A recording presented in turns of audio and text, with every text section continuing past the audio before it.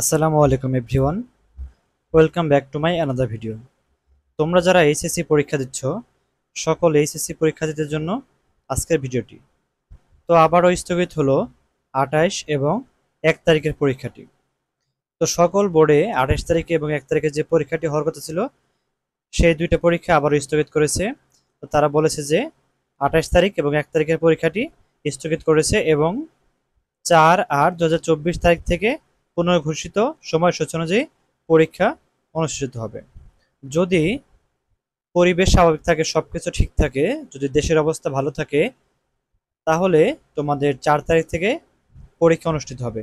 তো 4 তারিখে হবে, 4 তারিখের পরীক্ষাটা এভাবে রুটিন অনুযায়ী পরীক্ষা হবে। পরীক্ষা শেষ হওয়ার পর তোমাদের বাকি যে পরীক্ষাগুলো স্থগিত হয়ে গিয়েছে, সবগুলো পরীক্ষা শেষ হওয়ার পর সেই পরীক্ষাগুলো রুটিন দেওয়া হবে, আবার তোমাদের সময়সূচি দেওয়া হবে। তোমরা সেই সময়সূচি অনুযায়ী বাকি পরীক্ষাগুলো তোমরা দিতে পারবে।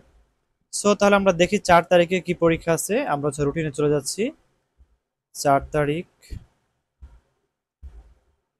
দেখতে পাচ্ছ, 4 তারিখে মনোবিজ্ঞান দ্বিতীয় পত্র, কৃষি শিক্ষা, মৃত্তিকা বিজ্ঞান, চারুকারুকলা, নাট্যকলা, এটা হচ্ছে দ্বিতীয় পত্র।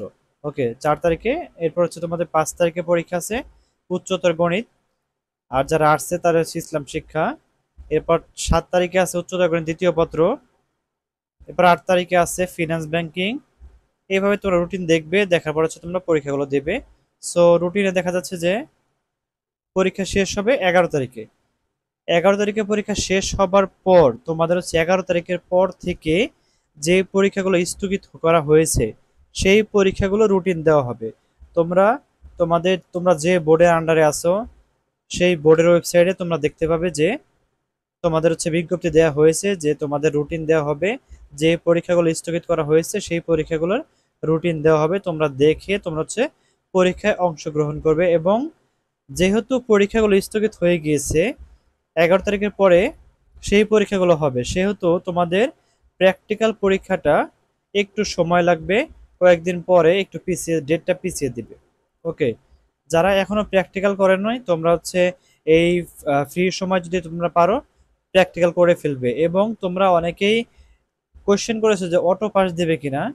অটো পাস দেওয়ার সম্ভাবনা নেই, অটো পাস দিবে না। এটা চিন্তা করে পড়াশোনা বাদ দিয়ে বসে থাকার কোনো অবকাশ নেই। তোমরা যারা হচ্ছে পরীক্ষা দেবে, পরীক্ষার্থী, অবশ্যই তোমরা পড়াশোনা কন্টিনিউ করবে, যেহেতু ইতিমধ্যে অনেকগুলো পরীক্ষা হয়ে গিয়েছে এবং তোমাদের রুটিনে বলা হয়েছে, বিজ্ঞপ্তিতে বলা হয়েছে 4 তারিখ থেকে পরীক্ষা শুরু হবে। এই জন্য তোমরা যারা অনেকে ভেবেছো যে অটো পাস দিবে, আমাদের পড়াশোনা করতে হবে না, এটা ভাবার কোনো অবকাশ নেই। তোমরা তোমাদের মতো করে পড়াশোনা কন্টিনিউ করতে থাকো, করো।